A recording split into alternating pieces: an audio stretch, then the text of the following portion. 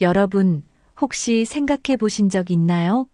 내가 평생 일했는데 은퇴 후에는 밥 한 끼도 내 돈으로 못 먹게 된다면 어떨까요? 이게 정말 내 이야기일 수 있다면 얼마나 두렵겠습니까?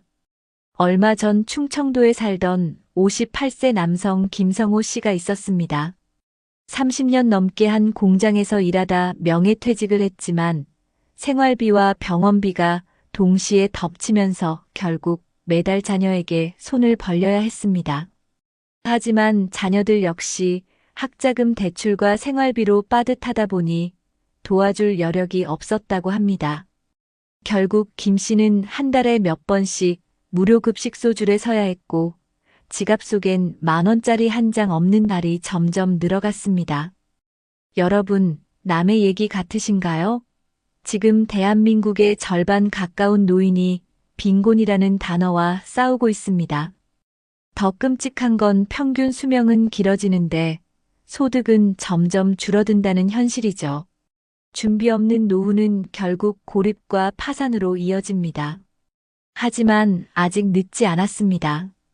이 영상을 끝까지 보신다면 노후 파산을 막고 남은 인생을 지켜낼 단 하나의 방법을 반드시 발견하시게 될 겁니다. 본격적인 영상 시작 전에 구독과 좋아요는 영상 제작에 정말로 큰 힘이 됩니다. 또한 오늘의 영상에는 위에 말씀드린 내용과 관련된 대한민국에서 일어나고 있는 비참한 사례 한 가지와 그와 반대되는 사례를 소개해드리겠습니다. 여러분들이 다 들어보시고 어느 쪽이 내가 원하는 노후의 인생인지 생각해 보시는 시간이 되시기 바라겠습니다. 경기도 안산의 한 작은 아파트 단지. 1959년생 박도현 씨는 제조업 생산팀에서만 35해를 일한 사람입니다. 매일 새벽 5시 반이면 낡은 작업복을 입고 출근하던 그는 기계 돌아가는 소리와 함께 살아온 전형적인 산업화 세대였습니다. 가족은 아내와 아들, 딸. 아내는 평생 살림만 맡았고 아들은 군 복무를 마치고 취업 준비 중, 딸은 대학을 졸업했지만 비정규직을 전전하고 있었습니다. 퇴직을 앞두고는 이제는 조금 여유 있게 살아도 되겠다는 생각을 했습니다. 회사에서 받은 퇴직금은 약 1억 4천만 원. 이 정도면 노후 준비가 부족해도 아내랑 밥은 굶지 않겠지. 박 씨는 그렇게 믿고 있었습니다. 하지만 그 믿음은 오래가지 않았습니다. 퇴직 직후 그는 평생의 작업복을 벗어던지고 처음으로 긴 시간을 집에서 보냈습니다. 하지만 며칠이 지나자 이상한 공허감이 찾아왔습니다. 내가 이제 어디에도 필요 없는 사람인가? 낡은 작업복은 베란다 구석에 그대로 걸려 있었는데 그 옷만 보면 여전히 공장으로 달려가야 할 것 같은 착각이 들곤 했습니다. 문제는 돈이었습니다. 퇴직금은 목돈 같아 보였지만 실제로는 쓰임새가 끝도 없었습니다. 우선 아들 결혼 자금을 조금 보태주었고 딸이 학자금 대출을 갚아야 한다고 해서 몇 천만 원이 나갔습니다. 게다가 고물가 시대의 생활비는 눈덩이처럼 불어났습니다. 2025년 현재 내 식구의 월 평균 지출은 150만 원을 훌쩍 넘었습니다. 전기가스 요금은 지난해보다 2배 가까이 올랐고 식료품 가격도 서민들의 숨통을 조이고 있었습니다. 아내가 조심스럽게 말했습니다. 여보, 이제는 조금만 줄여 쓰자. 애들도 아직 자리 못 잡았는데. 그러나 박 씨는 고개를 끄덕이지 못했습니다. 자식들 앞에서는 아버지로서의 체면을 지키고 싶었기 때문입니다. 퇴직 후 1년이 지나자 상황은 더 심각해졌습니다. 아들이 취업에 실패해 다시 집으로 돌아왔고 딸은 비정규직 계약이 끊겨 무직 상태가 되었습니다. 그때부터 집안 공기는 무겁게 가라앉았습니다. 하루 종일 집에 있는 가족들, 늘어나는 지출, 줄어드는 통장 잔고. 박 씨는 매일 밤 전등을 끄고 부엌 탁자에 앉아 계산기를 두드리며 한숨을 쉬었습니다. 그의 손가락은 늘 베란다에 걸린 낡은 작업복으로 향했습니다. 그 옷만 다시 입으면 돈을 벌 수 있을까? 그러나 현실은 그를 받아주지 않았습니다. 나이 60을 앞둔 남자를 정규직으로 쓰려는 제조업체는 없었습니다. 위기는 의료비에서 터졌습니다. 평생 담배와 술을 달고 살던 탓에 고혈압과 당뇨가 한꺼번에 찾아왔습니다. 병원에서는 꾸준한 약 복용과 식이요법을 권했습니다. 매달 약값이 최소 10만 원 이상 나올 겁니다. 의사의 말은 청천벽력이었습니다. 박 씨는 집에 돌아와 아내에게 중얼거렸습니다. 내가 돈을 벌어와야 하는데 이제는 내 몸이 문제네. 아내는 대답하지 않았습니다. 대신 구석에 걸린 낡은 작업복을 바라보며 눈시울을 붉혔습니다. 그러던 어느 날 아들이 식탁에 앉아 조심스레 입을 열었습니다. 아버지, 혹시 퇴직금 남은 거 없어요? 취업이 잘 안 돼서 학원이라도 다녀야 할 것 같아서요. 박 씨는 대답하지 못했습니다. 통장에 남은 돈은 이미 1,000만 원도 되지 않았습니다. 그마저도 관리비와 생활비로 몇 달 버티면 사라질 액수였습니다. 낡은 작업복은 여전히 베란다 구석에 걸려 있었고 박 씨는 그 앞에 서서 몇 번이나 손끝으로 만졌다가 다시 내려놓기를 반복했습니다. 저 옷을 입고 다시 공장으로 들어갈 수만 있다면. 하지만 세상은 이미 그를 필요로 하지 않았습니다. 집안의 갈등은 점점 커졌습니다. 아들은 아버지를 원망했고 딸은 눈치를 보며 방에서 나오지 않았습니다. 아내는 생활비를 줄이겠다며 매일 반찬수를 하나씩 줄였습니다. 이제 김치만 있어도 돼? 아내가 웃으며 말했지만 그 웃음 뒤에는 눈물이 고여 있었습니다. 박 씨는 어느 날 밤 술에 취해 아내에게 말했습니다. 내가 평생 공장에서 뼈 빠지게 일했는데 결국 남은 건 이 낡은 작업복뿐이네. 아내는 대답 대신 그의 손을 꼭 잡았습니다. 하지만 그 손끝은 떨리고 있었습니다. 그렇게 박도현 씨의 삶은 조금씩 기울고 있었습니다. 퇴직 후의 여유는커녕 매일이 불안과 후회의 연속이었습니다. 그리고 그는 아직 모릅니다. 이 위기가 이제 막 시작이라는 사실을. 2025년 봄, 박도현 씨는 결국 병원에 입원하게 되었습니다. 고혈압으로 쓰러진 것이었습니다. 응급실 침대 위에서 그는 연신 의사에게 괜찮다, 약만 주면 된다고 말했지만 이미 몸은 더 이상 버텨내지 못하고 있었습니다. 입원비와 치료비는 한 달도 되지 않아 100만 원 가까이 들었습니다. 아내는 통장을 들고 은행 창구에서 눈물을 삼켰습니다. 잔고에 남은 금액은 단 3자리. 그토록 믿었던 퇴직금은 이미 온데간데 없었고 의료비 청구서만이 무겁게 식탁 위에 놓였습니다. 그날 밤 집안 공기는 더욱 무거웠습니다. 아들은 소리쳤습니다. 아버지가 평생 번 돈 다 어디 갔어요? 이제 우리는 어떻게 하라고요? 딸은 방 안에서 울음소리를 죽였고 아내는 말없이 부엌으로 들어가 작은 반찬통을 꺼냈습니다. 남은 건 김치와 달걀 몇 개뿐이었습니다. 박 씨는 그 광경을 바라보다 결국 눈물을 흘렸습니다. 베란다 구석의 낡은 작업복은 여전히 거기에 있었고 그 옷은 마치 너는 이미 끝났다는 선언처럼 느껴졌습니다. 나는 왜 이렇게 된 걸까? 퇴직 전 동료들은 늘 이제 퇴직하면 편하게 살면 되지 않냐며 웃곤 했습니다. 하지만 지금 박 씨는 알게 되었습니다. 노후 준비는 시간이 남았을 때 미리 시작해야 한다는 사실을. 그는 병원 침대에 누워 아내에게 속삭였습니다. 당신 미안해. 나는 퇴직금만 믿고 너무 안 일했어. 자식들이 도와줄 거라 착각했어. 아내는 그의 손을 꼭 잡고 대답했습니다. 당신 혼자만의 잘못이 아니에요. 우리 세대가 다 그랬잖아요. 그래도 이제라도 살아낼 방법을 찾아야죠. 며칠 후 퇴원한 박 씨는 집 근처 공원으로 나가 걷기 시작했습니다. 몸은 여전히 무겁고 마음은 더 무거웠지만 그는 작은 다짐을 했습니다. 다시 일할 수 없다면 내가 할 수 있는 것부터 해보자. 동네 복지관에서 진행하는 건강교실에도 참여했습니다. 아내는 지역 자원봉사 네트워크를 찾아 함께 신청했습니다. 큰 돈을 버는 일은 아니었지만 봉사에 참여하면서 무료로 식사를 제공받고 소소한 활동비도 받을 수 있었습니다. 무엇보다 마음이 덜 외로웠습니다. 낡은 작업복은 여전히 베란다에 걸려 있었지만 이제 그 옷은 다시 공장으로 돌아가야 한다는 상징이 아니라 그가 지나온 세월과 앞으로 지켜야 할 교훈을 말해주고 있었습니다. 여러분, 박도현 씨의 이야기가 남의 일처럼 들리시나요? 지금 이 순간에도 수많은 50대, 60대 은퇴자들이 같은 길을 걷고 있습니다. 퇴직금은 몇 년 안에 사라지고 자녀들은 각자 생계에 허덕이며 의료비는 끊임없이 지갑을 파고듭니다. 결국 남는 건 베란다 구석에 걸린 낡은 작업복 하나뿐일지도 모릅니다. 하지만 기억해야 할 것이 있습니다. 노후의 파산은 준비하지 않았을 때 오는 것이지 피할 수 없는 운명이 아닙니다. 작은 습관을 바꾸고 건강을 지키고 재정을 미리 분산해 두는 것. 그리고 자녀가 아닌 스스로의 힘으로 살 수 있는 준비를 하는 것. 그것이 바로 우리 세대가 할 수 있는 유일한 해답입니다. 내가 저 사람처럼 되지 않으려면 지금부터라도 시작해야 한다. 이 생각이 드셨다면 오늘이 바로 행동할 가장 빠른 날입니다. 여러분 어떠시나요? 위의 사례는 정말 비참하고 서글픈 인생 아닌가요?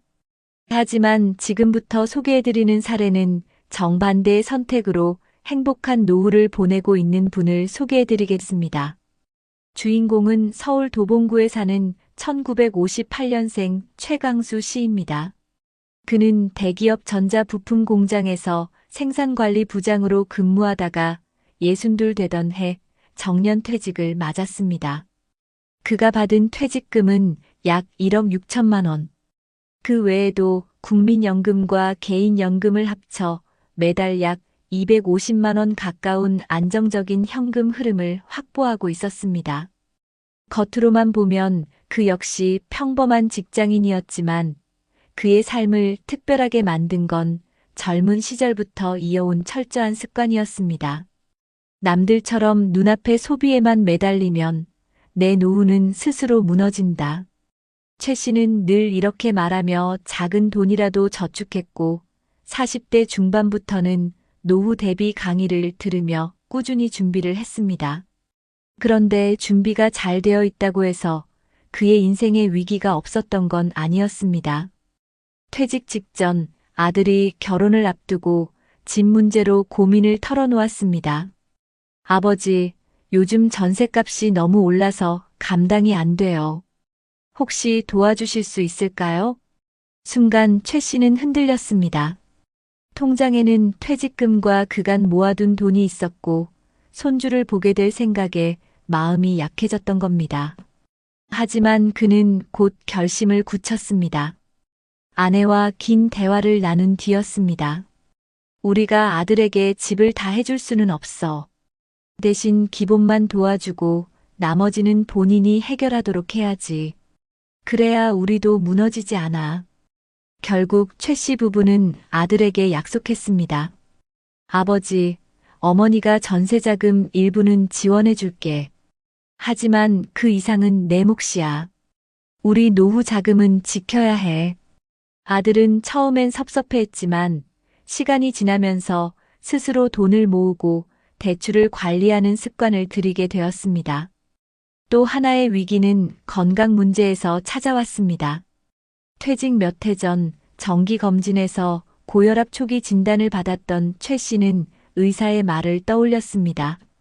생활 습관을 바꾸지 않으면 약값이 평생 들어갑니다. 식단과 운동을 지금부터 관리하세요. 그때부터 그는 출근 전마다 새벽 공원을 걸었고 점심에는 기름진 음식을 피했습니다. 직장 동료들이 회식 자리에서 술을 권할 때면 늘 웃으며 이렇게 말하곤 했습니다. 나 이제는 내 노후랑 거래하고 있어. 미안하지만 술은 안 할래. 처음엔 동료들이 쪼잔하다며 농담을 했지만 몇 년 뒤 그들 중 절반은 병원에 드나들며 약을 손에 달고 살게 되었고 최 씨는 여전히 건강검진에서 큰 문제 없음 판정을 받을 수 있었습니다. 그러나 가장 큰 시험대는 은퇴 직후 찾아왔습니다. 갑자기 찾아온 공허감이었습니다.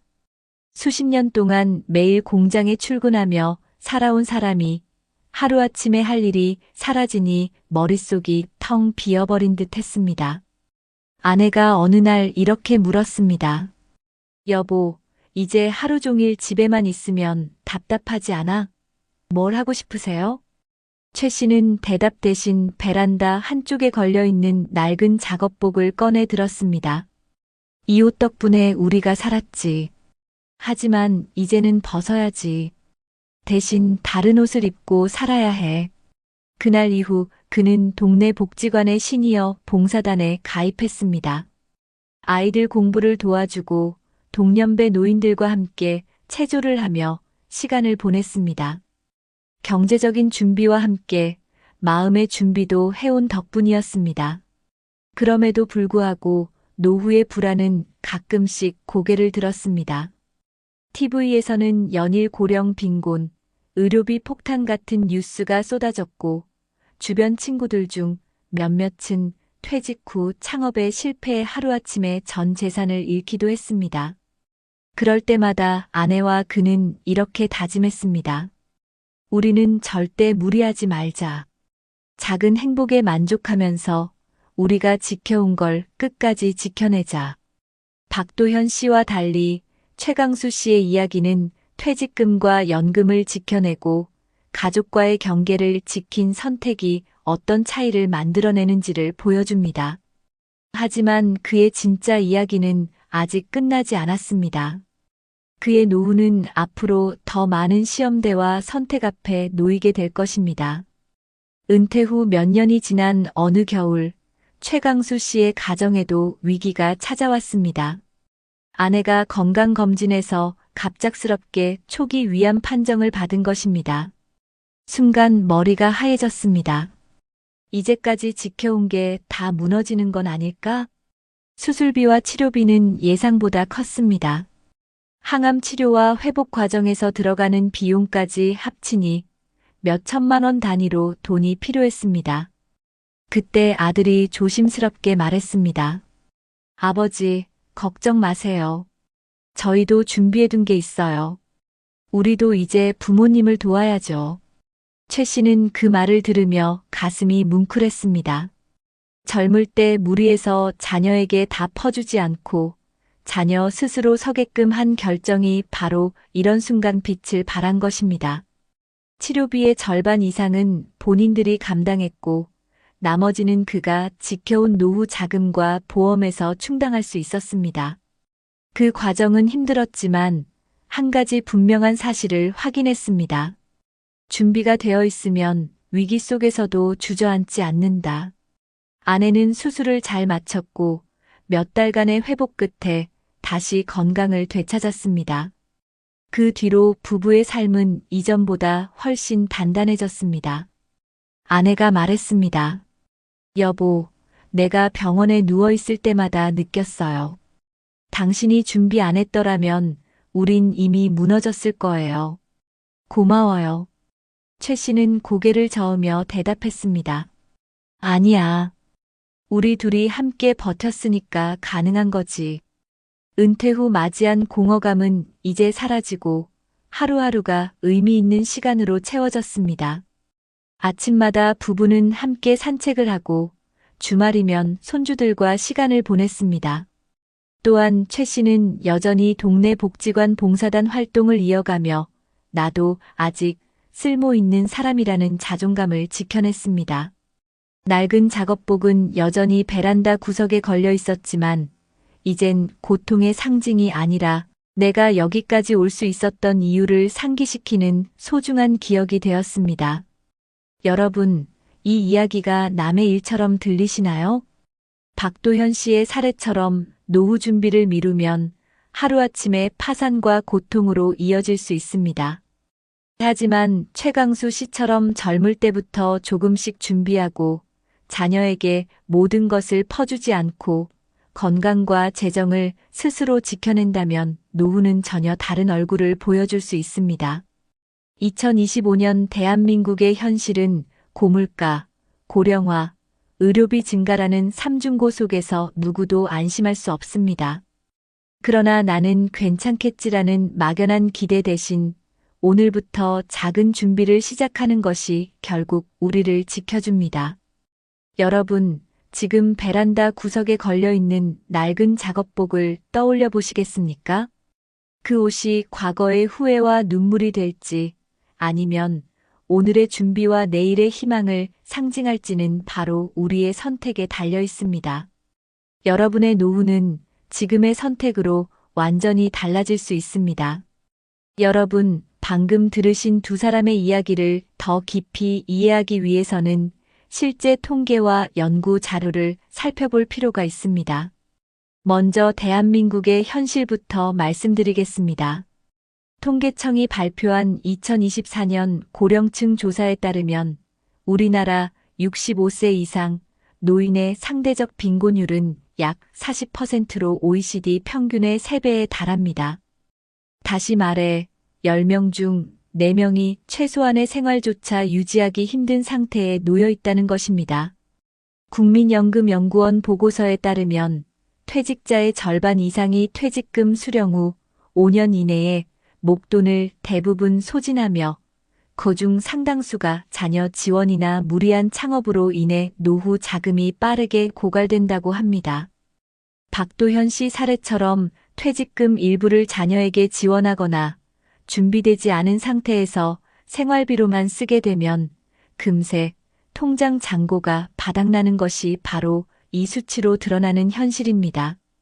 또 다른 자료를 보면 보건복지부가 2023년에 실시한 노인 실태조사에 따르면 노인의 월 평균 생활비 지출은 약 154만 원으로 조사되었는데 같은 연령대에서 실제로 확보할 수 있는 평균 소득은 110만 원 정도에 불과했습니다.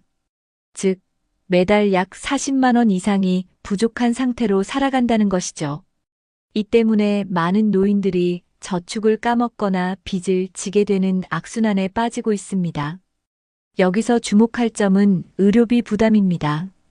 국민건강보험공단의 2024년 자료에 따르면 65세 이상 노인의 연평균 진료비는 약 600만 원으로 전체 평균의 2배 이상입니다. 은퇴 후 건강이 악화되면 의료비가 퇴직금 소진 속도를 가속화하는 가장 큰 원인이 됩니다. 실제로 고령층 가계에서 의료비 지출이 전체 소비의 20%를 차지한다는 연구 결과도 있습니다. 박도현 씨가 약값과 병원비 때문에 더 빨리 무너졌던 배경에는 바로 이 구조적인 현실이 깔려 있는 것입니다. 그렇다면 해외는 어떨까요? OECD 보고서에 따르면 한국은 회원국 중 노인 빈곤율 1위를 기록하고 있으며 일본이나 독일의 빈곤율은 20%대, 프랑스는 10% 미만이라는 점에서 큰 차이를 보입니다. WHO가 발표한 2023년 헬시 AGEING 리포트에서는 노후 생활의 질을 좌우하는 가장 큰 요소가 건강관리와 재정적 독립이라고 강조합니다.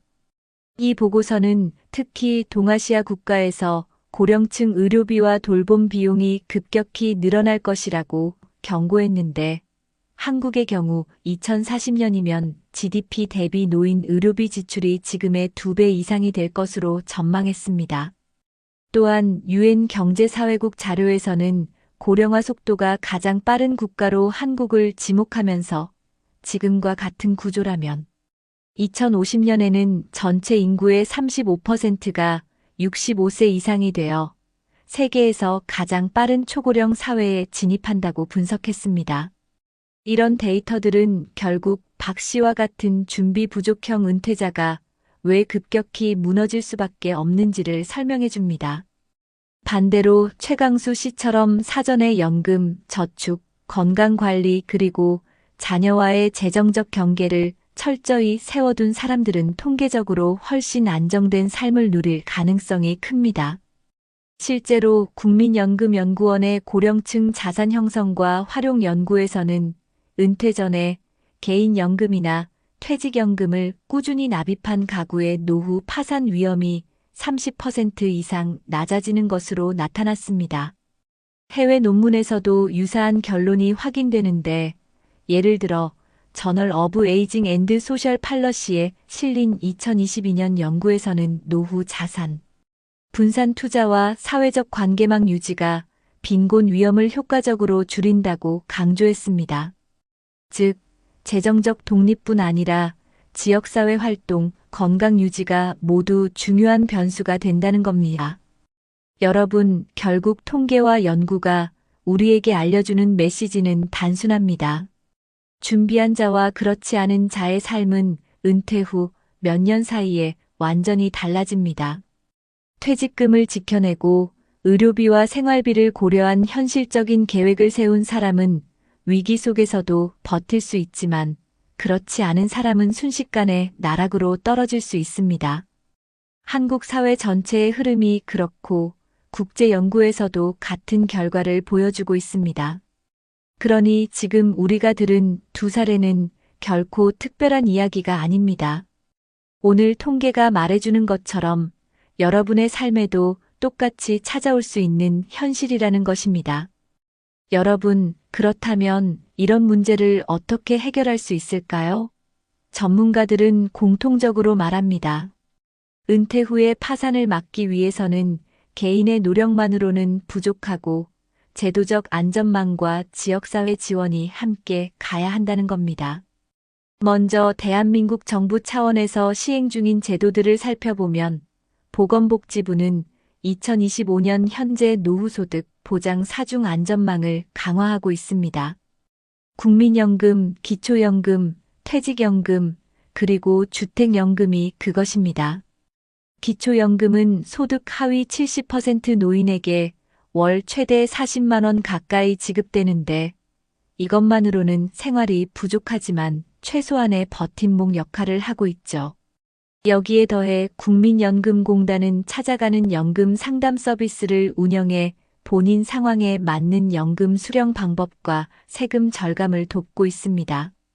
각 지자체에서도 다양한 정책을 내놓고 있는데 서울시는 어르신 돌봄 SOS 센터를 통해 긴급 돌봄, 식사 지원 병원 동행 서비스를 제공하고 있고 경기도는 경기도형 기본소득형 국민연금 지원 사업을 시범 운영하여 장기간 보험료를 내기 힘든 저소득층 중장년층에게 추가 지원금을 보태주고 있습니다.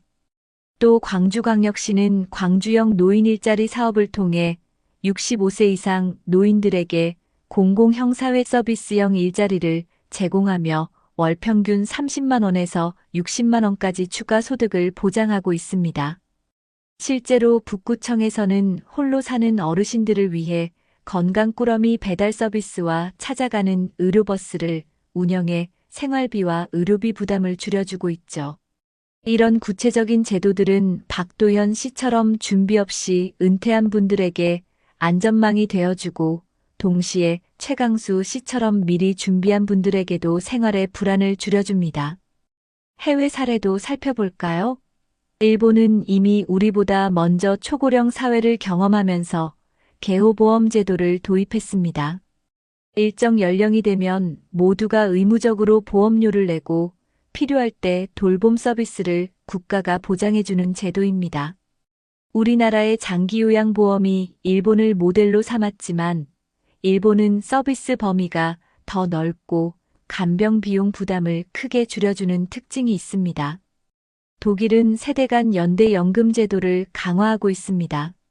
현역 세대가 낸 보험료가 곧바로 노인 세대로 전달되는 구조인데 저출산 문제가 심각해지자 독일 정부는 이민자 고용 확대와 함께 기업 의무 부담금을 높여 제도를 보완하고 있습니다. 또 스웨덴은 프리미엄 펀드제를 운영해 국민연금 일부를 국가가 직접 투자의 수익을 돌려줌으로써 안정성과 수익성을 동시에 추구합니다. 전문가들은 한국도 이런 해외 제도를 참고해 장기요양보험의 범위를 확대하고 연금 자산을 더 다양하게 운용하며 세대 간 재정 부담을 공정하게 조정해야 한다고 조언합니다. 개인이 할 수 있는 실질적 행동도 있습니다. 첫째, 지금부터라도 생활비 구조 조정을 해두는 겁니다. 통계청 자료에 따르면 고령 가계의 소비 지출 중 식료품과 의료비 비중이 45% 이상을 차지합니다. 따라서 지출을 기록하고 불필요한 항목을 줄이는 습관은 반드시 필요합니다. 둘째, 지자체 프로그램을 적극 활용하세요. 복지관 건강검진, 노인 일자리 사업, 주택연금 상담 등은 대부분 무료이거나 저렴한 비용으로 제공됩니다. 셋째, 자녀와 재정 경계를 분명히 세우는 대화가 필요합니다. 도와줄 수 있는 건 여기까지라고 선을 긋는 것이 오히려 관계를 건강하게 만들고 본인의 노후를 지켜냅니다. 마지막으로 건강은 곧 자산입니다. WHO는 65세 이후 삶의 질을 좌우하는 요소 중 50% 이상이 건강 상태라고 분석했는데, 실제로 국내 연구에서도 꾸준히 운동하는 노인은 그렇지 않은 노인보다 의료비 지출이 연간 평균 30% 이상 적다는 결과가 나왔습니다. 여러분, 결국 해답은 멀리 있지 않습니다. 국가와 지자체가 제공하는 안전망을 적극적으로 활용하면서 스스로는 생활 습관과 재정을 관리하고 해외 사례처럼 사회 전체가 세대 간 연대를 강화해 나가야 합니다. 지금 당장 할 수 있는 작은 준비가 몇 년 뒤 여러분의 삶을 완전히 바꾸어 놓을 수 있습니다. 남의 이야기가 아니라 바로 우리의 현실이라는 점을 잊지 마시고 오늘부터라도 한 걸음 내디디시길 바랍니다. 낡은 작업복 하나, 그 속엔 흘린 땀과 눈물이 묻어 있습니다. 한 번은 후회의 상징이 되고 또 한 번은 희망의 증거가 됩니다. 같은 세월을 걸어도 어떻게 살아내느냐에 따라 우리의 노후는 전혀 다른 얼굴을 합니다. 여러분, 오늘 우리가 들은 두 사람의 이야기를 기억하시나요? 한쪽에는 퇴직금을 모두 탕진하고 병원비 앞에서 무너진 박도현 씨가 있었습니다. 가족 앞에서 미안하다는 말밖에 할 수 없었던 그의 모습은 누구라도 가슴 깊이 아프게 다가옵니다. 낡은 작업복은 그에게 끝났다는 절망의 상징이었죠. 그러나 반대편에는 전혀 다른 길을 걸은 최강수 씨가 있었습니다. 퇴직 전부터 조금씩 준비하며 자녀에게 모든 것을 쏟아붓지 않고 자기 삶을 지키며 살아온 사람. 그의 집안에 위기가 찾아왔을 때도 그는 무너지지 않았습니다. 아내의 병실 곁에서 준비해둔 자산과 연금, 그리고 가족의 협력으로 버틸 수 있었기 때문입니다. 그에게 낡은 작업복은 내가 지켜낸 삶을 증명하는 상징으로 남았습니다. 두 사람은 같은 시대를 살았습니다. 같은 나이, 같은 세월, 같은 경제 위기를 겪었지만 결과는 이렇게 달랐습니다. 여러분, 이 차이는 단순한 운명의 문제가 아닙니다. 지금의 선택, 지금의 준비가 미래를 완전히 갈라놓은 것입니다. 우리는 모두 알고 있습니다. 언젠가는 은퇴한다는 사실을요. 그리고 그 은퇴 뒤에는 길고도 무거운 노후가 기다리고 있습니다. 그때를 준비하지 않은 사람은 박 씨처럼 하루아침에 무너질 수 있습니다. 하지만 지금부터라도 작은 발걸음을 옮긴다면 우리는 최 씨처럼 당당하고 따뜻한 노후를 맞이할 수 있습니다. 여러분, 우리의 노후는 자식에게 맡길 수 없습니다. 국가나 회사가 대신 살아주지도 않습니다. 오직 나의 선택, 나의 준비만이 내 삶을 지켜줍니다. 지금 손에 쥔 작은 저축, 꾸준한 건강관리, 그리고 가족과의 솔직한 대화. 이 작은 습관들이 쌓여서 미래의 나를 지켜주는 단단한 울타리가 될 것입니다. 생각해 보세요. 오늘 저녁 베란다 구석에 걸려있는 여러분의 낡은 작업복은 어떤 의미일까요? 그것이 후회와 눈물의 상징이 될까요? 아니면 살아온 세월을 지켜낸 희망의 증거가 될까요? 선택은 지금 우리의 손에 달려 있습니다. 지금 당장은 늦었다고 생각해도 오늘이 앞으로의 삶에서 가장 빠른 시작일 수 있습니다. 작은 준비, 작은 다짐이 내일의 눈물을 웃음으로 바꿔줄 수 있습니다. 여러분, 우리 함께 노력합시다. 비참한 노후가 아니라 당당하고 존엄한 노후를 맞이하기 위해 자녀에게 짐이 되는 인생이 아니라 함께 웃을 수 있는 인생을 살기 위해 후회로 남는 삶이 아니라 감사로 가득한 삶을 마주하기 위해 낡은 작업복은 여전히 우리 곁에 있습니다. 그러나 그것이 상징하는 미래는 오늘 우리의 선택으로 달라질 수 있습니다. 여러분, 지금부터라도 시작해 주십시오. 당신의 노후는 아직 늦지 않았습니다. 그리고 그 길은 반드시 더 따뜻하고 행복한 내일로 이어질 것입니다. 여러분, 혹시 이런 걱정해 보신 적 있으신가요?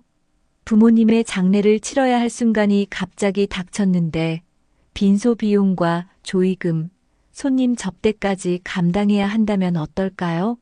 최근 뉴스에서도 평균 장례비가 1,000만 원을 훌쩍 넘고 조의금과 사람 관리로 지친 가족들이 결국 무빈소 장례를 선택하는 사례가 늘고 있다고 합니다. 내가 그 상황이라면 과연 감당할 수 있을까? 라는 두려움, 남의 이야기가 아닙니다. 이미 많은 50대, 60대가 이 문제 앞에서 무너지고 있어요. 그런데도 여전히 전통만을 지켜야 한다고 믿으시나요? 오늘 영상 끝까지 보신다면 불필요한 고통을 줄이고 가족에게 진짜 필요한 선택이 무엇인지 깨닫게 되실 겁니다. 본격적인 영상 시작 전에 구독과 좋아요는 영상 제작에 정말로 큰 힘이 됩니다. 또한 오늘의 영상에는 위에 말씀드린 내용과 관련된 대한민국에서 일어나고 있는 비참한 사례 한 가지와 그와 반대되는 사례를 소개해드리겠습니다. 여러분들이 다 들어보시고 어느 쪽이 내가 원하는 노후의 인생인지 생각해 보시는 시간이 되시기 바라겠습니다. 서울 변두리 오래된 아파트 복도에 뒷굽이 심하게 닳아 삐걱거리는 검은색 구두 한 켤레가 놓여 있었다.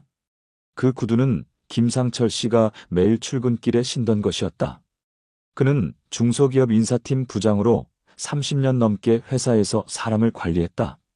퇴직 직전까지도 직원들 평가와 인사고과를 챙기며 늘 깔끔한 셔츠와 낡은 구두 차림으로 출근하던 모습이 아직도 가족들 기억 속에 생생하다. 아버지, 새 구두 하나 사셔야겠어요. 뒷굽이 다 닳아서 소리 나잖아요. 아들 민재가 그렇게 말할 때마다 그는 웃으며 대답했다. 괜찮아. 이 구두로 내 평생 버텼는데 끝까지 같이 가야지. 그런 말이 농담처럼 들렸지만 어느새 은퇴 나이가 되었고 회사는 더 이상 그를 필요로 하지 않았다. 퇴직금으로 받은 돈은 약 1억 5천만 원. 그 돈이 그의 마지막 자산이 될 줄은 가족 누구도 몰랐다. 문제는 갑작스럽게 찾아왔다. 2025년 봄, 김상철 씨가 평소처럼 아침 산책을 나갔다가 쓰러진 것이다. 구급차에 실려 병원으로 갔지만 이미 심장이 멈춘 지 오래였다. 퇴직 후 몇 년간 고혈압과 당뇨를 앓고 있었지만 큰 탈 없이 버텨왔기에 가족들은 충격에 휩싸였다. 장례를 준비해야 했지만 문제는 비용이었다. 장례식장 직원이 설명해준 기본 3일장 견적은 1,000만 원을 훌쩍 넘겼다. 빈소 대여비, 상차림, 조문객 접대까지 모두 합치면 상상 이상이었다. 어머니, 이거 우리가 감당할 수 있을까요? 아버지 퇴직금에서 남은 것도 많지 않잖아요. 딸 미영의 목소리는 떨렸다. 아들 민재도 손에 든 견적서를 보며 한숨을 내쉬었다. 조문객이 얼마나 올지도 모르는데 음식값만 해도 몇백만 원이래요. 회사 사람들, 친척들 다 챙기려면 빚까지 져야 해요. 가족들은 밤새 모여 앉아 고민했다. 어머니는 전통을 지켜야 한다고 주장했지만 자식들은 현실을 이야기할 수밖에 없었다. 최근 뉴스에서 무빈소 장례가 늘고 있다는 이야기를 떠올린 것도 그때였다.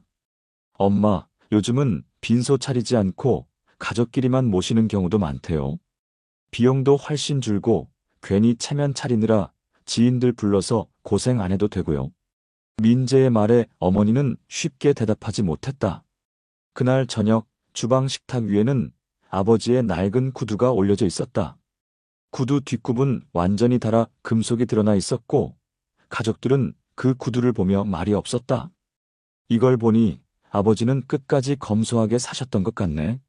저 구두로 30년을 버티셨는데 우리가 이렇게 빚까지 져가며 장례를 치러야 하나 싶다. 딸 미영의 말에 모두 고개를 숙였다. 어머니는 여전히 망설였다. 그래도 아버지가 평생 일하며 맺은 인연들이 있는데 빈소를 안 차리면 섭섭해하지 않겠니? 민재가 조심스럽게 대답했다. 엄마, 요즘 사람들 다 형식적으로 다녀가잖아요. 조문보다 체면 차리는 게 더 많다잖아요. 아버지도 아마 소박하게 해달라고 하셨을 거예요. 가족은 무겁게 침묵했다. 그때 밖에서는 이웃 아주머니가 들려주는 이야기가 들려왔다. 아이고, 요즘 장례비가 너무 올라서 큰일이라니까. 우리 동네에서도 무빈소로 한 집이 있었는데 오히려 가족끼리 조용히 보내서 좋다고 하더라고. 그 말이 어머니 마음을 흔들었다. 하지만 결정은 여전히 쉽지 않았다. 사람들이 뭐라고 할까? 친척들한테 욕먹는 거 아냐? 어머니의 걱정은 단순한 비용 문제가 아니었다. 친척들이 몰려와서 왜 빈소도 안 차리느냐, 체면이 있지 않냐라고 말할 것이 눈에 선했기 때문이다. 그러나 현실은 냉혹했다. 민재의 직장은 이미 구조조정으로 불안했고 미영은 계약직으로 월급이 빠듯했다. 어머니도 국민연금으로 겨우 생활을 이어가고 있었다. 그런 상황에서 1,000만 원이 넘는 장례비는 감당하기 어려운 무게였다. 그날 밤 가족회의는 결국 결론을 내렸다. 아버지를 위한 길이 빚을 내서 체면 차리는 게 아닐 거야. 우리끼리 조용히 보내드리자. 낡은 구두가 놓인 식탁 위에서 가족들은 무빈소 장례를 선택하기로 했다. 결정을 내린 후에도 가족들의 마음은 복잡했다. 민재는 잠들기 전 혼잣말을 했다. 아버지, 우리가 제대로 모셔드리지 못하는 것 같아 죄송해요. 하지만 이게 우리가 할 수 있는 최선이에요. 그의 눈에는 눈물이 맺혔다. 그 순간 머릿속에는 장례식장에서 밤새 조문객을 맞이하며 쓰러지듯 앉아있을 가족의 모습이 떠올랐다. 그런 상황을 아버지가 원하지 않았을 거라 스스로를 다독였다. 하지만 어머니는 여전히 마음 한쪽이 무거웠다. 당신 이게 맞는 걸까? 사람들이 뭐라고 할까? 그녀는 거실에 놓인 구두를 보며 속으로만 중얼거렸다.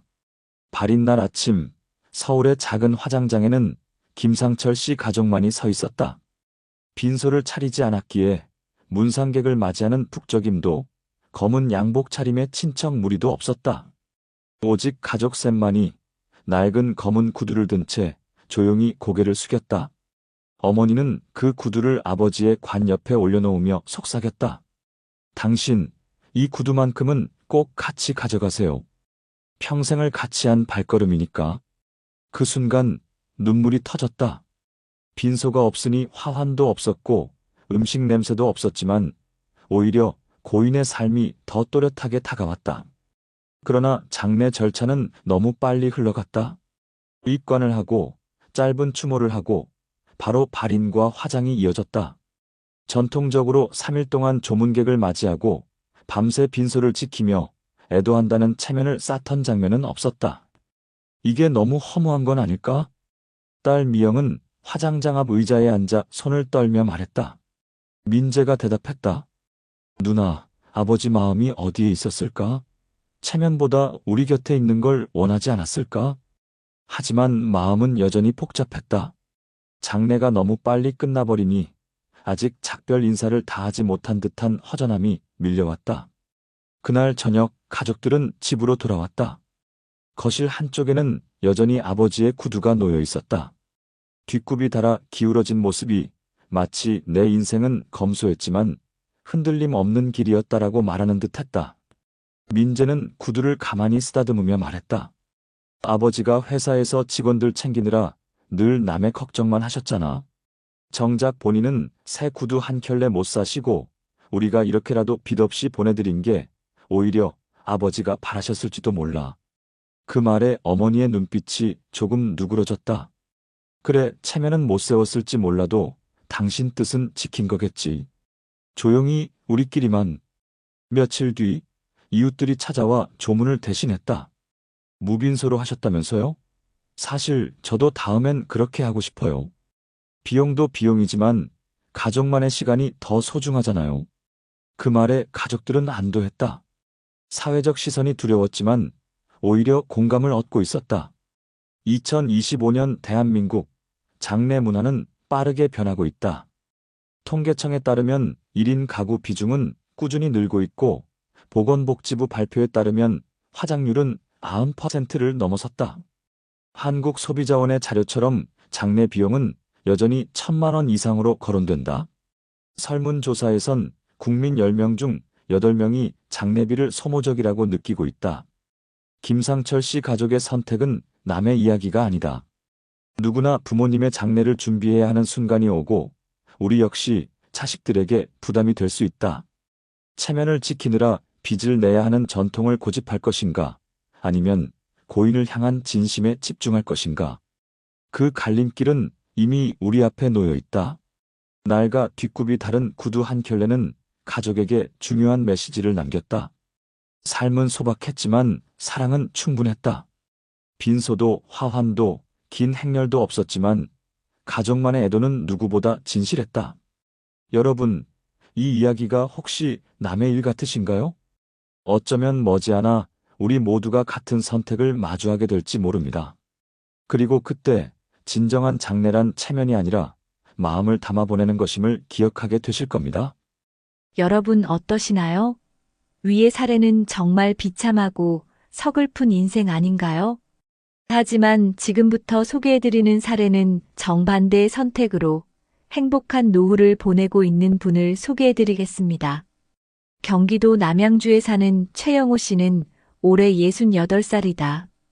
그는 평생을 시청 공무원으로 일하다 정년퇴직을 맞았다. 퇴직금은 따로 없었지만 매달 꼬박꼬박 들어오는 연금이 있었다. 금액은 매달 약 280만 원. 넉넉하다고 할 순 없지만 생활을 꾸리기에 안정적인 기반이 되어주고 있었다. 아버지, 이번 달도 연금 들어왔죠? 덕분에 저희 걱정은 덜하네요. 딸 은지가 웃으며 말했다. 그럼 나라에서 주는 돈인데 빠질 리가 있겠니? 이게 바로 내 엄마랑 나 평생 성실하게 살아온 데가 아니겠어? 영호 씨는 그렇게 대답하며 소파에 앉아 신문을 넘겼다.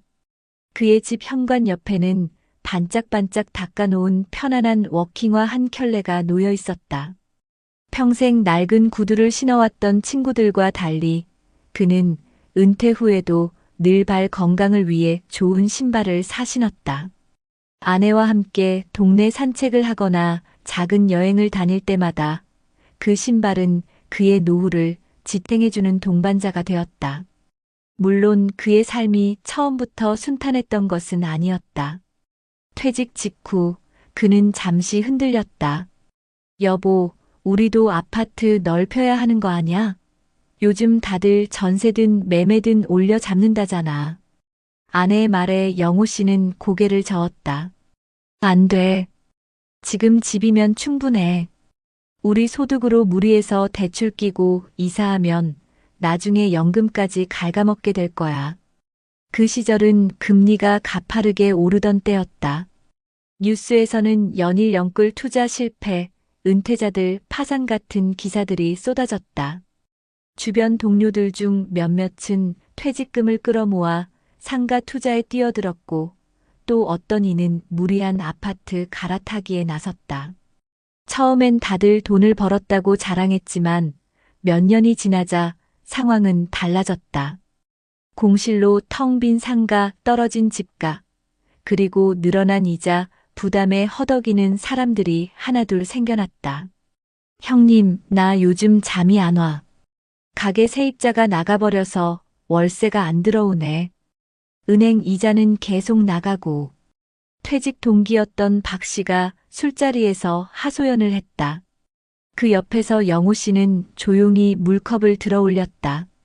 그래서 내가 그때 말렸잖아. 무리한 투자하지 말라고. 연금만 지켜도 충분히 산다고. 그 순간 친구들의 눈에는 씁쓸함과 부러움이 동시에 비쳤다. 영호 씨의 집은 화려하지 않았다. 작은 아파트, 소박한 가구, 그리고 오래된 가전제품. 하지만 가족들의 얼굴에는 늘 웃음이 있었다. 퇴직 직후 그는 큰 욕심 대신 작은 계획을 세웠다. 매달 연금 중 일부는 생활비로 쓰고 일부는 비상자금으로 모았다. 그리고 남는 돈으로는 지역 문화센터 강좌나 가족과의 소소한 여행을 즐겼다. 아버지, 이번에 제주도 가요? 연금으로도 충분히 가능하죠? 그럼 평생 일만 했는데, 이젠 너희랑 이런 거 해야지. 그가 선택한 것은 안정과 균형이었다. 친구들이 상가 공실로 은행 독촉을 받는 동안 그는 아내와 함께 동네 복지관에서 건강 체조를 배우고 손주와 함께 그림을 그리며 시간을 보냈다. 어느 날 저녁 식탁에서 딸 은지가 물었다. 아버지, 솔직히 후회되진 않으세요? 퇴직금도 없고 연금만 있으니까 다른 사람들처럼 큰돈 만져보지 못했잖아요. 영호 씨는 미소를 지으며 반찬을 집어 올렸다. 후회? 전혀 안 한다. 큰돈이 필요할 때는 젊을 때였고, 지금은 매달 안정적으로 들어오는 이 돈이 가장 값진 거야. 나는 내 엄마랑 병원비 걱정 없이 살고, 너희에게 손 벌리지 않는 것만으로도 충분하다. 그 말에 아내는 고개를 끄덕이며 덧붙였다. 그래, 우리가 이렇게 편안히 지내는 게 다 당신 덕분이지. 괜히 욕심 부렸다가 힘들게 사는 사람들 많잖아. 물론 위기도 있었다. 아들이 갑자기 직장을 그만두고 몇 달간 구직을 하지 못했을 때 가족의 생활비가 빠듯해졌다. 아버지, 제가 집에 보탬이 안 돼서 죄송해요. 아들이 고개를 떨구자 영호 씨는 조용히 대답했다. 괜찮다. 지금은 내가 다시 일어설 시간을 가지는 게 중요하다. 우리 생활은 연금으로 유지되니까 크게 걱정 마라. 그는 아들에게 잔소리 대신 믿음을 주었고 결국 아들은 다시 일자리를 구했다. 이 작은 사건은 가족 모두에게 큰 깨달음을 남겼다. 안정적인 기반이 있으면 어떤 위기라도 버틸 수 있다는 사실이었다. 퇴직한 지 몇 해가 지나면서 주변 친구들과의 차이는 점점 더 뚜렷해졌다. 어느 날 퇴직 동기 모임에서 친구들이 모였다. 술잔이 오가는 자리에서 모두의 얼굴에는 세월의 흔적뿐 아니라 걱정도 묻어 있었다. 야, 영호, 너는 요즘 뭐 하고 지내냐? 한 친구가 물었다. 나 그냥 아내랑 산책 다니고 손주 보러 가고 가끔 여행도 다니지. 연금 들어오니까 큰 걱정은 없어. 그 순간 맞은편에 앉아있던 동기가 툭 내뱉었다. 부럽다. 진짜 난 퇴직금 전부 상가에 넣었다가 세입자 나가버려서 지금 경비 일하고 있어. 이 나이에 새벽 5시에 출근하려니 몸이 버티질 않아. 또 다른 이는 씁쓸하게 웃으며 말했다. 나는 집값 더 오른다 해서 대출 껴서 이사했는데 이자만 감당하다가 결국 집 팔고 전세로 내려왔어. 애들한테 눈치 보이며 사는 중이지. 그 말을 듣던 자리에서 영호 씨는 조용히 술잔을 내려놓았다. 내가 특별히 잘나서 그런 건 아니야. 그냥 욕심을 줄였을 뿐이야. 그게 이렇게 큰 차이를 만들 줄은 나도 몰랐다. 주변 친구들은 말없이 고개를 끄덕였다. 그들의 얼굴에는 후회와 동시에 안정된 영호 씨 삶에 대한 부러움이 가득 담겨 있었다. 집으로 돌아온 영호 씨는 거실 한편에 놓인 손주의 그림을 바라봤다. 할아버지, 이거 내가 그린 거예요. 우리 가족이 같이 여행 가는 모습이에요. 손주는 크레파스로 알록달록 그린 그림을 자랑스럽게 내밀었다. 그 그림 속에는 아버지와 어머니, 그리고 손주들이 모두 웃고 있는 모습이 담겨 있었다. 그 순간 영호 씨는 깨달았다. 행복은 큰 돈이나 화려한 집에 있는 게 아니라 이렇게 매일 이어지는 평범한 순간 속에 있구나. 그는 아내에게 말했다. 여보, 우리가 무리하지 않고 여기까지 온 게 다행이야. 이렇게 손주들이 웃는 모습을 볼 수 있는 게 가장 큰 복이지. 아내도 고개를 끄덕이며 대답했다. 맞아. 다른 사람들처럼 큰 욕심 냈으면 지금쯤 우리도 빚 걱정에 잠 못 이루고 있었을 거야. 2025년 현재 한국 사회에서 노후는 점점 더 큰 화두가 되고 있다. 통계청에 따르면 1인 가구는 해마다 늘어나고 고령층 의료비와 생활비는 계속 오르고 있다. 한국소비자원 조사에 따르면 장례비와 같은 일회성 지출도 1,000만 원을 넘어서는 경우가 많아 노후 가계에 큰 부담이 된다. 그러나 은퇴 후 삶이 모두 비극적인 것은 아니다. 최영호 씨의 사례는 그 반대다. 그는 평생 성실하게 일하며 쌓은 연금을 소중히 지켰고 퇴직 후에도 무리하지 않고 작은 행복에 집중했다. 그 결과 친구들이 빚과 불안에 시달릴 때에도 그는 가족과 함께 웃을 수 있었다. 아버지, 나도 나중에 아버지처럼 살고 싶어요. 욕심내지 않고 매달 들어오는 연금으로 가족이랑 웃으며 사는 거요. 딸 은지의 말에 영호 씨는 미소 지었다.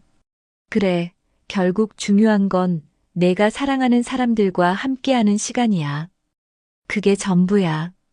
그의 말은 거창하지 않았다. 하지만 듣는 이들 마음속에 깊이 남았다. 여러분, 혹시 지금 고민하고 계신가요? 퇴직금을 어떻게 굴려야 할지, 집을 갈아타야 할지, 체면 때문에 무리한 선택을 해야 할지. 하지만 영호 씨의 삶이 보여주듯 욕심을 줄이고 안정에 집중하는 것만으로도 충분히 행복한 노후를 만들 수 있습니다. 작은 신발 한 켤레를 닦아 신고 매달 들어오는 연금을 바탕으로 가족과 웃는 일상. 그것이야말로 우리가 꿈꾸는 진짜 노후 아닐까요? 여러분, 앞에서 보신 사례는 정말 가슴 아프지만 현실적인 이야기였습니다. 하지만 이런 선택이 개인과 가족에게 어떤 차이를 만들어내는지 통계와 연구가 뒷받침하고 있다는 점 꼭 함께 짚어볼 필요가 있습니다. 우선 2025년 통계청의 인구동향 자료를 보면 대한민국은 이미 고령사회 문턱을 넘어섰고 65세 이상 인구가 전체 인구의 약 20%에 육박합니다. 특히 고령자 가구의 약 33%는 혼자 살고 있으며 이 중 상당수는 경제적으로나 정서적으로 매우 취약한 상태에 놓여 있습니다. 이처럼 홀로 사는 노인이 늘어나면서 가족에게 의지하기 어렵거나 외로움과 불안이 더 깊어질 수밖에 없습니다. 그런 가운데 무빈소 장례식이 점점 늘고 있다는 현장 보도가 나오고 있습니다. 한 자료에 따르면 최근 몇 년 사이 전통적인 3일장이 아닌 가족 중심의 소박한 장례 방식이 약 1520% 정도 증가하고 있다고 합니다. 이는 단지 비용 절감만이 아니라 정신적 정서적 부담 해소, 불필요한 사회적 체면, 대접에서 벗어나고자 하는 흐름을 반영합니다. 한국소비자원에서 발표한 장사비용 자료를 보면 평균 장례 비용은 여전히 1,000만 원을 훌쩍 넘고 있으며 조문객 식대 및 빈소 대여가 차지하는 비중이 상당합니다. 이에 비해 무빈소 장례 선택 시 전체 비용은 보도된 사례들을 기준으로 수백만 원 단위로 줄어들 수 있다는 분석이 있습니다. 이는 단순한 숫자의 문제가 아니라 가족 구성원이 경제적 스트레스 없이 슬픔을 정리할 수 있는 토대가 되어줍니다. 해외 연구에서도 비슷한 맥락을 보여줍니다. 예컨대 유럽 패널 데이터를 기반으로 한 연구는 은퇴 또는 고령기에 접어들어 사회적 접촉이 줄어드는 상황에서도 지속적인 가족 중심의 간소한 장례의식이나 작별 의례가 정서적 안정과 애도의 깊이를 높이는 데 중요하다라는 결론을 제시합니다. 또 다른 해외 연구에서는 화려한 장례보다 소박하고 진심 어린 의식일수록 사망자 유가족의 애도 회복이 더 빠르고 흔들림이 적다는 분석도 확인됩니다. 출처 마음건강연구지 및 복지정책 분석 쿼터리 등. 이는 한국 사회의 무빈소 장례 증가 흐름이 단지 경제 논리가 아니라 가족의 정서적 건강을 지키는 새로운 문화적 균형으로 발전할 수도 있음을 시사합니다. 다시 말해, 연금 기반의 안정적 노후 설계, 불필요한 소비 억제, 정서적 안정을 위한 가족 중심의 장래는 모두 연결된 개념입니다. 여러분이 방금 보신 솔직한 사례 소박하지만 진심 어린 애도의 장래. 방식 그 뿌리에 깔린 과학적 근거와 사회 변화의 흐름을 이해하신다면 나도 나중에 고통을 줄이고 싶다는 마음이 단순한 바람이 아니라 준비 가능한 삶의 전략으로 바뀔 수 있을 것입니다. 이제 어떻게 현실적인 해결책을 찾아볼 수 있을까요? 대한민국에서는 장래 비용의 부담과 정신적 스트레스를 줄이기 위한 제도적 장치들이 존재합니다. 먼저 장사 등에 관한 법률에 따르면 국가와 지방자치단체는 화장, 문화 정착을 장려할 뿐 아니라 무연고자 등 장례를 치르기 어려운 주민을 위해 최소한의 장례식을 지원할 수 있는 예산을 지자체 조례로 마련할 수 있습니다. 실제로 시군구는 지역 주민의 장례 수요에 맞춰 화장시설을 점검 보수하고 공공장례시설을 확충해 접근성을 높이고 있습니다. 이를 통해 비용이 적게 드는 공공장례 옵션을 선택할 수 있는 실질적 기반이 마련되어 있는 셈이죠. 또한 고인의 유산이 부족하거나 장례 비용을 마련하기 어려운 경우 지자체가 장례 비용 보조금을 지급할 수 있도록 규정되어 있어 비용 부담이 큰 가족에게 현실적 도움을 줄 수 있습니다. 예컨대 서울시 등 일부 광역자치단체는 복지 대상자 기준에 따라 장례비 일부를 보조하거나 유가족이 신청할 수 있는 긴급복지 지원 프로그램 등을 운영 중입니다. 해외 사례를 보시면 스웨덴에서는 사망자의 유산이 장례비를 충당하지 못하는 경우 해당 지역 지방자치단체의 사회복지 서비스 부서가 장례비를 지원하도록 제도화되어 있습니다. 스웨덴이에 따르면 모든 거주민에게 무상으로 공동묘지 내 장례 서비스를 제공하며 재정적 여력이 부족한 경우 국가 또는 지자체가 최소한의 장례 절차를 책임집니다. 이러한 제도는 장례의 형식을 넘어 고인의 존엄을 지키는 안전망 역할을 합니다. 이러한 국내외 제도가 의미 있는 이유는 경제적 부담뿐 아니라 정서적 짐까지 줄여준다는 점입니다. 무빈소 장례 선택은 단순히 비용을 아끼는 것이 아니라 이런 제도가 있다는 것만으로도 마음의 짐이 한결 가벼워진다는 만족감을 줍니다. 유튜브에서 보신 사례 무빈소 장례로 가족이 조용히 보내드린 이야기가 이러한 정책의 메시지와 맞닿아 있다는 것이죠. 결국 여러분이 장례를 준비하실 때는 주민센터나 군구청에 반드시 문의해 보세요. 공공장례 지원이 가능한지, 긴급복지 장례비나 단순 장례비 지원 정책이 있는지 확인하는 것만으로도 실제로 수백만 원의 부담을 줄일 수 있습니다. 그리고 이런 제도는 나만을 위한 게 아니라 다음 세대가 겪지 않도록 함께 알려야 할 우리 사회의 중요한 구조적 지원입니다. 낡은 구두 한 켤레, 반짝이는 새 신발 한 켤레. 그 차이가 한 인생의 무게였고 그 차이가 한 가족의 눈물이었네. 여러분, 오늘 우리가 함께 들은 두 개의 이야기는 마치 거울처럼 우리의 미래를 비춰주고 있습니다. 서울 변두리 작은 아파트 식탁 위에 놓였던 뒷굽이 다른 낡은 구두는 한 아버지의 검소하고 고단했던 삶을 상징했습니다. 그러나 준비되지 못한 노후, 무거운 장례 비용, 조문객을 맞이해야 한다는 체면의 압박 앞에서 결국 가족은 무빈소 장례라는 선택을 할 수밖에 없었습니다. 그 선택이 나쁘다 할 수는 없지만 남겨진 가족들의 마음속에는 끝내 다 씻어내지 못한 아쉬움과 허전함이 남아 있었습니다. 반면 경기도의 작은 집 거실에 놓여 있던 것은 늘 반짝이도록 닦여있던 새 신발이었습니다. 공무원으로 평생 성실히 일한 뒤 퇴직금을 크게 만져보진 못했지만 매달 들어오는 연금과 검소한 생활, 무리하지 않은 선택 덕분에 그 가족은 안정과 평화를 누렸습니다. 친구들이 빚과 불안에 시달릴 때 그는 손주와 함께 여행을 다니고 아내와 산책을 하며 소소한 일상의 행복을 지켰습니다. 낡은 구두와 새 신발. 두 물건은 단순한 차이가 아니라 노후 준비의 길목에서 우리가 내리는 선택의 무게를 보여주고 있습니다.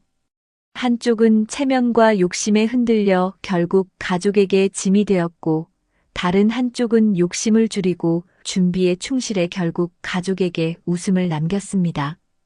여러분, 우리 모두에게 언젠가 반드시 다가올 그날, 우리는 어떤 구두를 남기고 싶으신가요? 자식에게 눈물과 빚을 떠넘기는 낡은 구두일까요?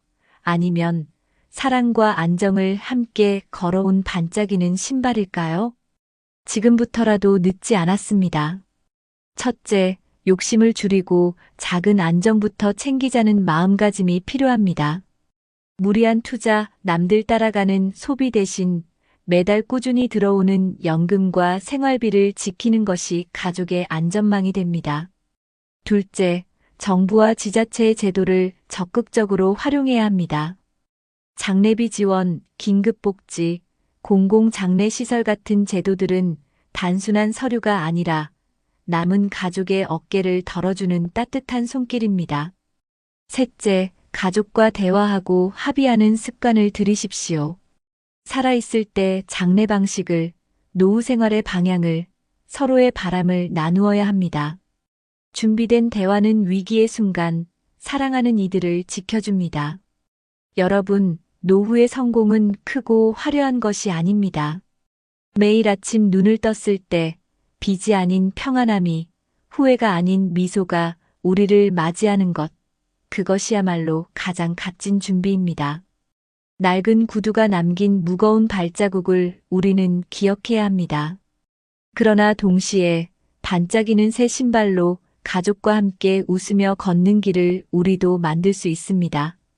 지금 이 순간부터 여러분의 선택이 달라진다면 언젠가 우리 자녀들은 부모님의 마지막 길을 눈물이 아닌 감사로 배웅할 수 있을 것입니다.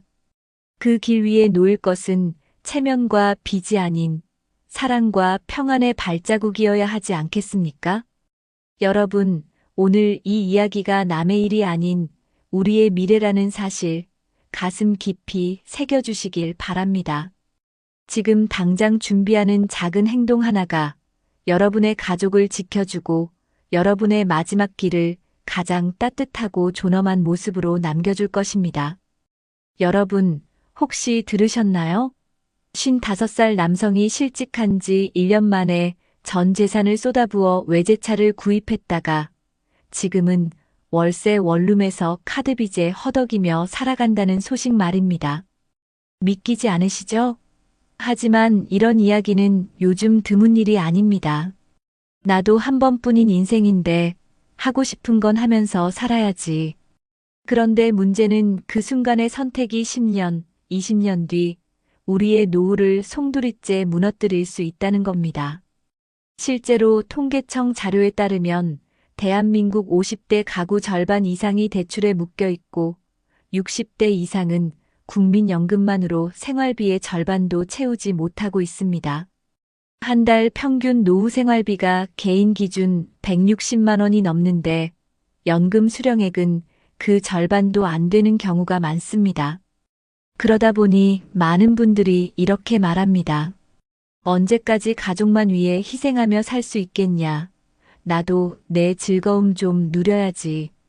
하지만 문제는 이 즐거움이 빚과 대출에 기대고 있다면 결국 내 노후와 가족의 미래를 동시에 파괴하는 부메랑이 된다는 사실입니다. 지금 이 순간에도 수많은 50대, 60대 가장들이 카푸어라는 이름으로 불리며 멋진 차를 타고 다니지만 속으로는 매달 할부금과 생활비 걱정에 시달리고 있습니다. 더 무서운 건 이런 선택을 한 사람들의 대부분이 70대에 접어들면 제대로 된 노후 자금도 건강도 심지어 가족의 지지도 잃어버린다는 겁니다. 여러분 생각해 보세요. 오늘의 소비가 단순한 나의 선택일까요? 아니면 앞으로의 20년을 결정짓는 운명의 갈림길일까요? 끝까지 보시면 이 위태로운 현실 속에서 우리가 반드시 기억해야 할 해법을 함께 나누겠습니다. 본격적인 영상 시작 전에 구독과 좋아요는 영상 제작에 정말로 큰 힘이 됩니다. 또한 오늘의 영상에는 위에 말씀드린 내용과 관련된 대한민국에서 일어나고 있는 비참한 사례 한 가지와 그와 반대되는 사례를 소개해드리겠습니다. 여러분들이 다 들어보시고 어느 쪽이 내가 원하는 노후의 인생인지 생각해 보시는 시간이 되시기 바라겠습니다. 김성호 씨는 올해 55살입니다. 한때는 지방 중견 건설회사에서 부장 직책까지 올랐던 사람입니다. 현장에서 직원들을 이끌며 아파트 단지나 상가 건축 현장을 관리했던 그는 늘 안정적인 중간 간부라는 평가를 받았습니다.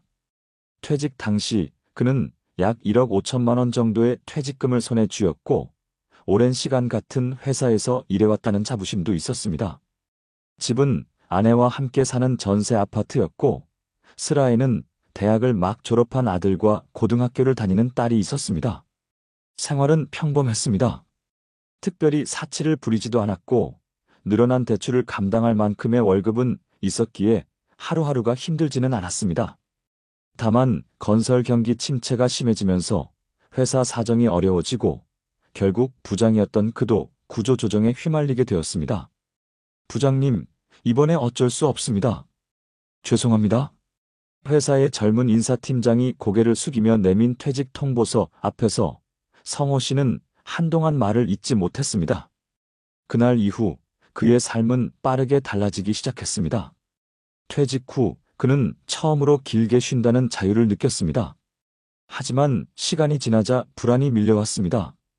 적금이야 얼마 지나지 않아 생활비로 녹아내렸고 퇴직금 1억 5천만 원은 은행 통장 숫자로만 존재할 뿐이었습니다.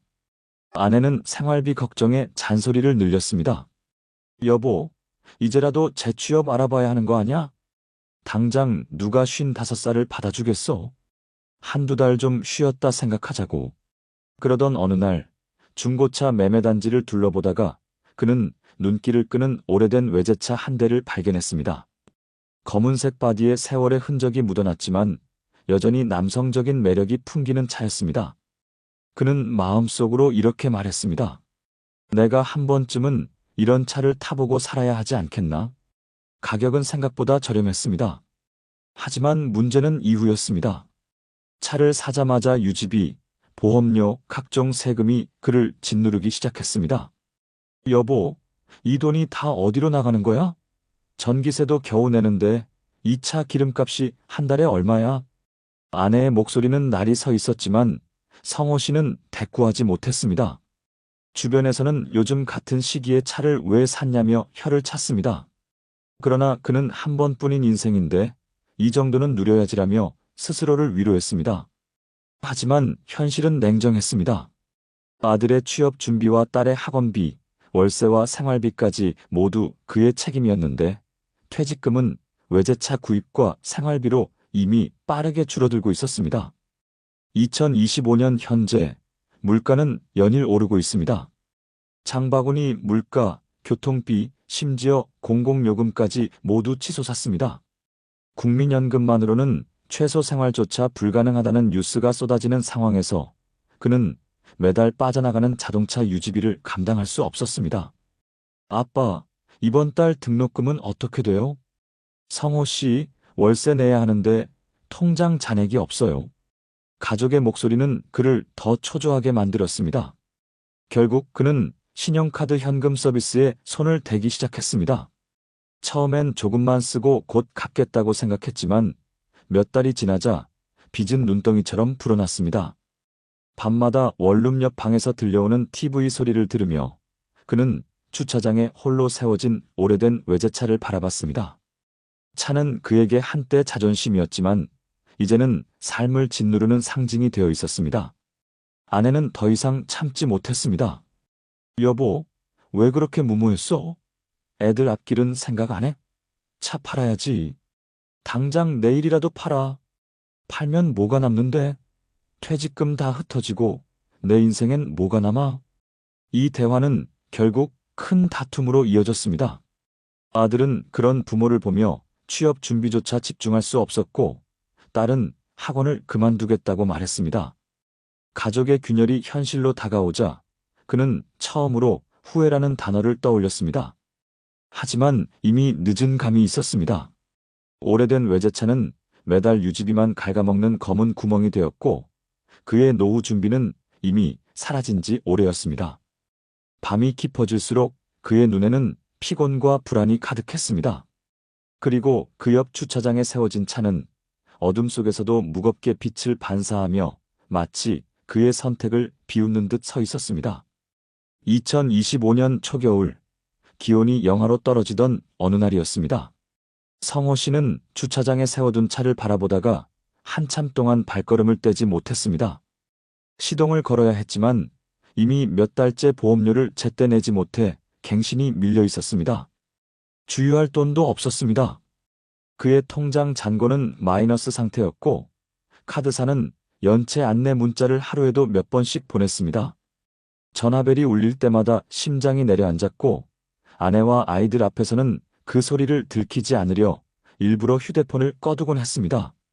아내는 결국 아이들과 함께 친정으로 거처를 옮겼습니다. 여보, 이렇게는 못 살겠어. 우리 애들은 미래가 있는데 나 더는 못 버티겠어. 성호 씨는 홀로 남겨졌습니다. 좁은 원룸에 혼자 앉아 차키를 손에 쥔 채 텅 빈 주차장을 내려다보는 것이 그의 일상이 되었습니다. 아이들 웃음소리도 아내의 잔소리도 그에게는 이제 사라진 풍경이었습니다. 이웃 원룸 복도에서는 늘 다른 중년 남성들의 한숨 섞인 대화가 들려왔습니다. 나도 퇴직금 날렸어. 이제 편의점 야간 아르바이트라도 해야 해. 연금만 믿었다가 지금 꼼짝 못하네. 성호 씨는 그 말들을 들으며 자신만의 문제가 아니라는 걸 깨달았습니다.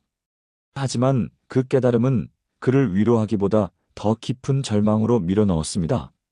오래된 외제차는 여전히 그 자리에 있었지만 더 이상 자랑도 위안도 되지 못했습니다. 빚을 불러온 상징, 그리고 가족을 떠나게 만든 원인이었으니까요. 어느 날 저녁, 그는 우연히 오래된 사진 한 장을 꺼내보게 되었습니다. 건설회사에 다니던 시절, 공사 현장에서 함께 찍은 직원들과의 사진이었습니다. 그때의 그는 웃고 있었고, 안전모를 쓴 채 어깨를 펴고 있었습니다. 그땐 참 당당했는데, 그는 중얼거렸습니다. 그날 밤, 그는 오랜만에 아내에게 전화를 걸었습니다. 여보, 미안해. 내가 너무 큰 실수를 했어. 아이들 앞에서 창피한 아버지가 됐네. 전화기 너머로 긴 정적이 흘렀습니다. 한참 만에 아내는 짧게 말했습니다. 이제라도 제발 현실을 보자. 차부터 정리해. 그리고 생활부터 다시 세워야 해.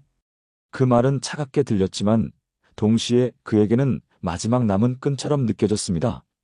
며칠 뒤 성호 씨는 결국 차를 매물로 내놓았습니다. 생각보다 헐값이었고 손에 쥔 돈은 얼마 되지 않았습니다.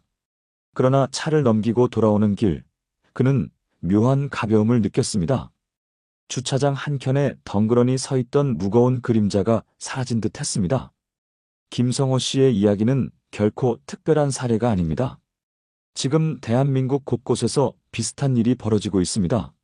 50대와 60대 가장들이 퇴직 후 무분별한 소비로 인해 빚을 떠안고 가족과 갈등을 겪으며 결국 노후 준비마저 놓쳐버리는 현실. 2025년 현재 통계청은 발표했습니다. 우리나라 50대 가구 절반 이상이 여전히 대출을 지고 있고 국민연금만으로는 월 생활비의 절반도 충당하기 어렵다. 실제 노후 생활에 필요한 비용은 부부 기준 월 270만 원에 달하지만 현실은 그보다 훨씬 부족합니다. 그러니 성호 씨의 이야기는 누군가의 비극적 드라마가 아닙니다. 지금 이 순간에도 우리 주변에서 혹은 우리의 삶 속에서 일어나고 있는 현실입니다. 여러분, 한 번뿐인 인생이라는 말에 흔들릴 때가 있죠. 하지만 순간의 즐거움이 평생을 짓누르는 짐이 될 수도 있습니다. 김성호 씨가 남긴 교훈은 단순합니다. 내가 하고 싶은 것보다 가족과 나의 노후가 먼저다. 우리 모두가 이 사실을 늦기 전에 깨닫는다면 더는 그의 선택처럼 후회와 눈물이 뒤따르지 않을 것입니다. 여러분 어떠시나요? 위의 사례는 정말 비참하고 서글픈 인생 아닌가요? 하지만 지금부터 소개해드리는 사례는 정반대의 선택으로 행복한 노후를 보내고 있는 분을 소개해드리겠습니다. 이종길 씨는 올해 63살입니다. 서울이 아닌 충청도의 한 소도시에서 오랜 기간 공무원으로 일하다가 정년을 맞이했습니다. 젊을 때부터 화려하지는 않았지만 안정된 직장을 기반으로 꾸준히 살아온 전형적인 평범한 아버지였습니다. 그의 집은 오래된 아파트였습니다. 남들이 보기에는 특별할 것 없는 삶이었지만 그는 늘 가계부를 쓰며 생활을 계획적으로 관리했습니다. 매달 월급의 일정 부분을 연금 저축에 넣었고 지출은 가족 중심으로만 했습니다. 아내 김영숙 씨는 가끔 이런 말을 하곤 했습니다. 여보, 우리도 남들처럼 외제차 한 대 몰아보면 안 될까? 그거 잠깐 반짝하는 거야. 난 우리 노후가 더 중요하다고 생각해. 그때는 다소 답답하게 들리던 말이었지만 세월이 지나자 아내도 그의 철저한 계획에 안도감을 느끼게 되었습니다. 사람 사는 길이 늘 평탄할 수는 없었습니다. 그의 집에도 위기는 찾아왔습니다. 큰아들이 대학을 졸업하던 해 취업난으로 번번이 면접에서 탈락했습니다. 등록금 대출을 갚기도 벅찬 상황에서 아들이 몇 달 동안 백수로 지내게 되자 가족의 생활비 부담이 늘어났습니다. 아버지, 미안해요. 나 때문에 생활 더 힘들어지시죠? 아니야, 누구나 힘든 시기가 있는 거야. 대신 이럴 때 더 차근차근 준비해야 한다. 또한 아내가 갑작스럽게 병원에 입원한 적도 있었습니다. 건강검진에서 심장 관련 질환이 발견되어 큰 수술을 받게 된 것입니다.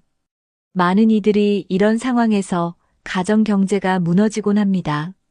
하지만 종길 씨는 이미 실손보험과 건강보험을 착실히 들어두었기에 치료비의 대부분을 충당할 수 있었습니다. 여보, 당신이 예전부터 보험을 챙기자고 해서 귀찮아도 따라줬는데 결국 이렇게 도움이 되네. 그러니까 내가 늘 말했잖아. 미래는 누구도 장담 못하니까 준비해야 한다고. 그는 위기 속에서도 크게 흔들리지 않았습니다. 이유는 단순했습니다. 이미 수십 년간 그는 생활비와 저축, 보험, 연금까지 균형 있게 설계해왔기 때문입니다. 2025년 현재 물가가 오르고 전기가스 요금이 부담되는 상황에서도 그는 매달 나오는 공무원 연금 약 190만 원으로 기본적인 생활을 유지하고 있습니다. 아내의 치료비 일부는 적립해둔 저축형 보험에서 나왔고 자녀들의 학자금도 장기저축 덕분에 큰 무리 없이 감당했습니다. 물론 생활이 넉넉하다고는 할 수 없었습니다. 하지만 그는 있을 때 아껴 쓰고 모을 때 모으자는 원칙을 지켰기에 위기 속에서도 삶의 기반은 무너지지 않았습니다. 그의 이웃들은 종종 이렇게 말했습니다. 종길 씨, 대단해요. 다들 퇴직 후엔 허덕이는데 어떻게 그렇게 안정적으로 지내는 거예요? 저도 특별한 거 한 거 없어요. 그냥 욕심을 줄이고 미래를 먼저 생각했을 뿐이에요. 은퇴한 지 3년 차가 되던 해, 이종길 씨의 집에도 가장 큰 시련이 닥쳤습니다. 둘째 딸이 결혼을 앞두고 있었는데 예식 비용과 전세 보증금 지원을 요청해 온 것입니다. 아버지, 저 혼자 힘으로는 전세 자금을 감당하기 어려워요. 요즘 집값이 너무 올라서. 딸의 목소리는 미안함으로 가득했습니다. 2025년 현재 전세 시장은 여전히 불안정했고 서울은 물론 지방 중소도시까지도 보증금이 예전보다 훨씬 높아졌습니다. 하지만 종길 씨는 오랫동안 노후 대비 저축을 해왔고 특히 결혼 자금용으로 따로 마련해 둔 적금이 있었습니다. 걱정하지 마라.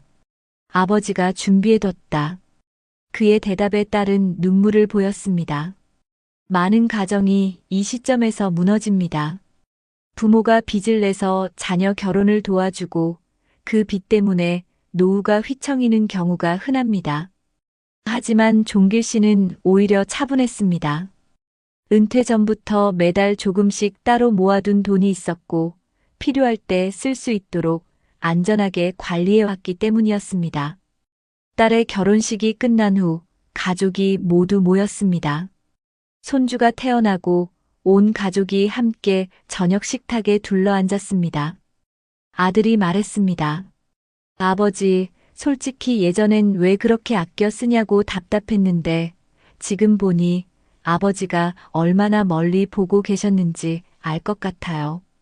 아내도 고개를 끄덕였습니다. 당신 덕분에 아이들 결혼도 잘 치르고 우리 노후도 큰 걱정이 없네. 만약 그때 외제차나 불필요한 사치를 했더라면 지금 우리 모습은 달랐을 거야. 식탁 위에는 소박한 반찬이 놓여 있었지만 그 자리는 그 어떤 호화로운 만찬보다 따뜻했습니다. 준비와 절제가 결국 가족의 행복으로 이어졌음을 모두가 느끼고 있었기 때문입니다.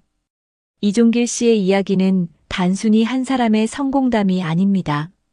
지금 대한민국에서 50대, 60대가 어떤 선택을 하느냐에 따라 70대와 80대의 삶이 완전히 달라질 수 있다는 사실을 보여주는 사례입니다. 퇴직 후 외제차를 사서 후회에 빠진 사람이 있는가 하면 이종길 씨처럼 노후를 준비하며 소박하지만 안정된 삶을 이어가는 사람도 있습니다. 차이는 단순합니다.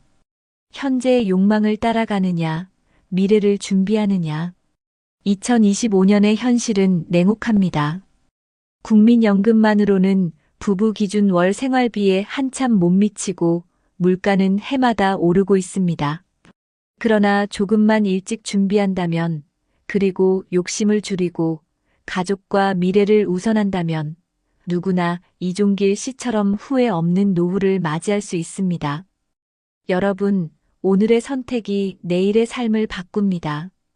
이종길 씨가 걸어온 길은 우리 모두가 걸을 수 있는 길입니다. 남의 이야기가 아니라 바로 우리 자신의 내일일 수 있습니다. 여러분, 지금 제가 말씀드리는 이 통계들은 단순한 숫자가 아닌 우리의 노후를 좌우할 현실입니다.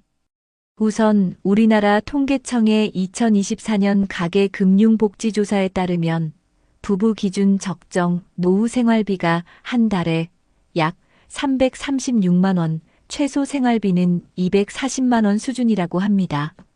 그런데 현실은 이 수치를 충족하기 어렵습니다.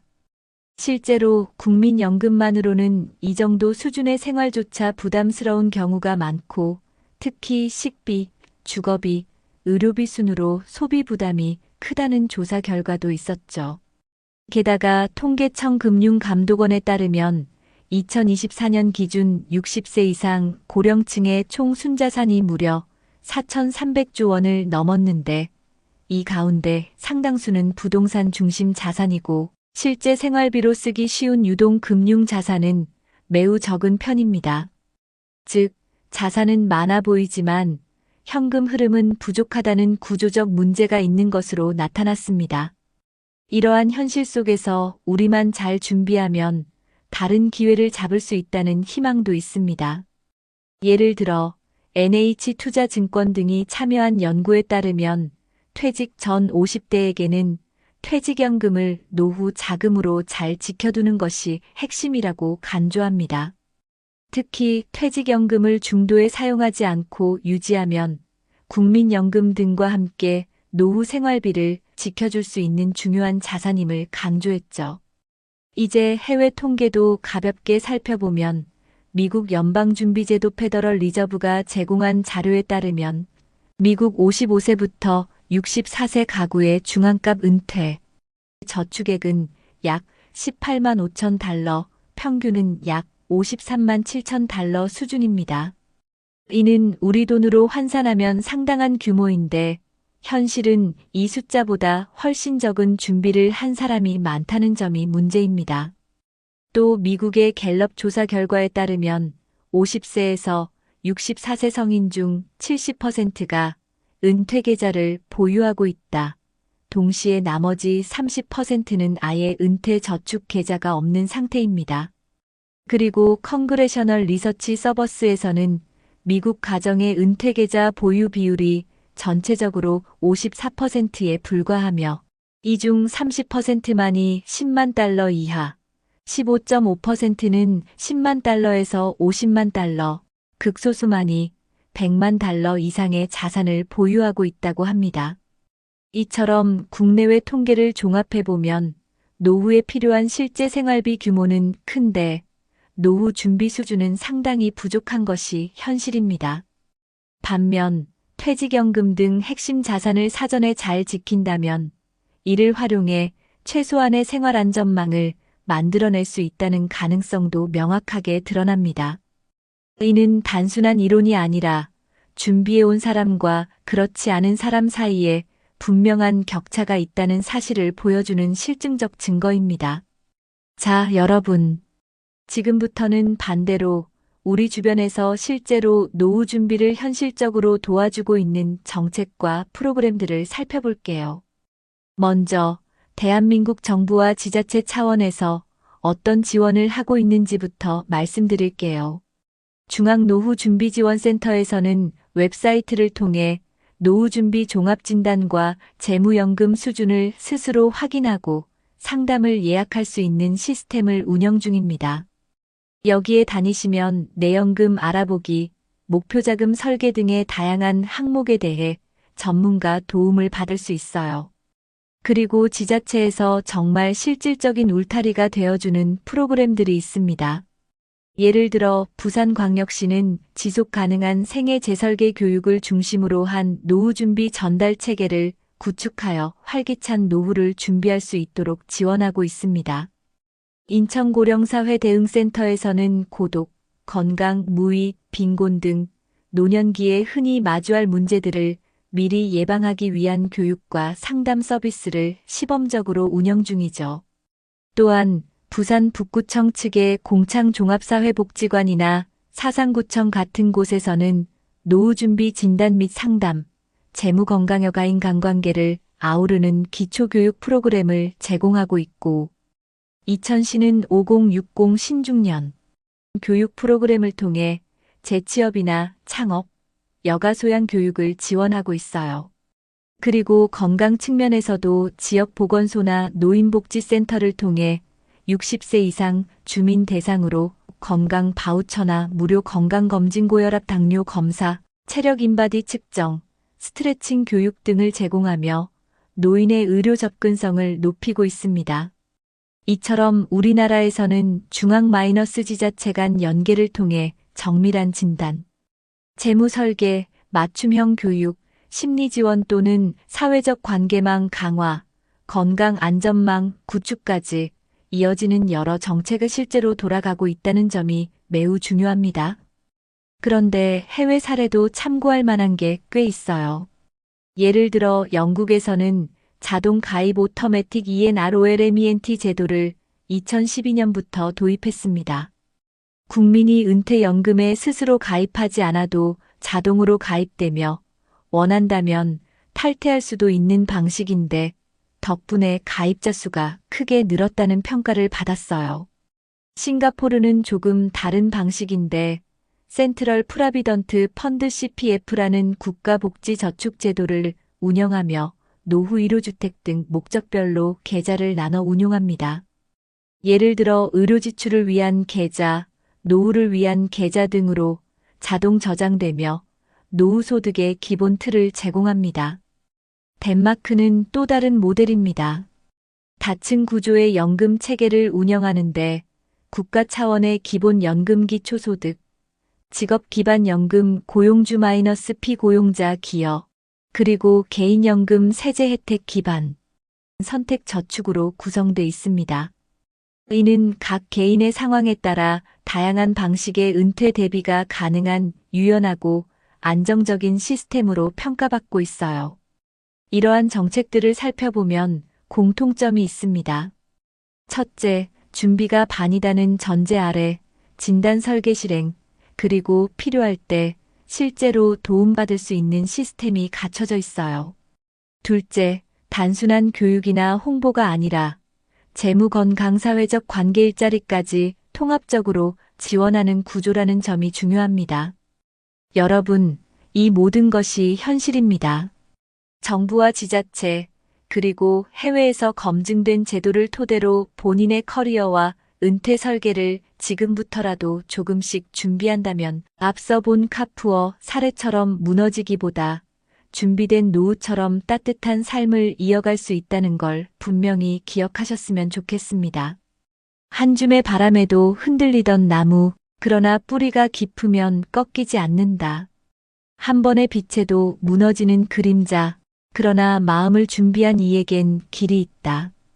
여러분, 오늘 우리가 함께 나눈 이야기는 두 갈래 길이었습니다. 한쪽에는 퇴직 후 욕망을 따라 외제차를 샀다가 결국 가족과 갈라서고 빚더미에 눌려버린 김성호 씨의 모습이 있었고, 다른 한쪽에는 욕심을 줄이고 미리 준비하며 자녀의 결혼까지 든든히 지켜준 이종길 씨의 삶이 있었습니다. 어느 길을 가고 싶으신가요? 겉으로는 비슷해 보였던 두 사람의 인생이지만 결국 오늘의 선택이 내일을 가르고 그 차이가 남은 인생 전체를 뒤흔들었습니다. 성호 씨의 오래된 외제차는 자존심처럼 보였지만 결국은 무너진 노후의 상징이 되었고, 반대로 종길 씨의 낡은 가계부는 가족의 웃음을 지켜낸 보물이 되었습니다. 한 사람은 욕망을 좇다 외로움 속에 눈물을 삼켰고, 다른 한 사람은 절제 속에서 더 큰 행복을 얻었습니다. 여러분, 우리는 모두 알잖아요. 인생은 단 한 번뿐이고 세월은 거스를 수 없다는 것을요. 그러나 그 단 한 번뿐인 인생을 어떻게 준비하고 살아가느냐에 따라 남은 날들이 지옥이 될 수도 있고 천국이 될 수도 있다는 사실을요. 50대, 60대, 70대 여러분.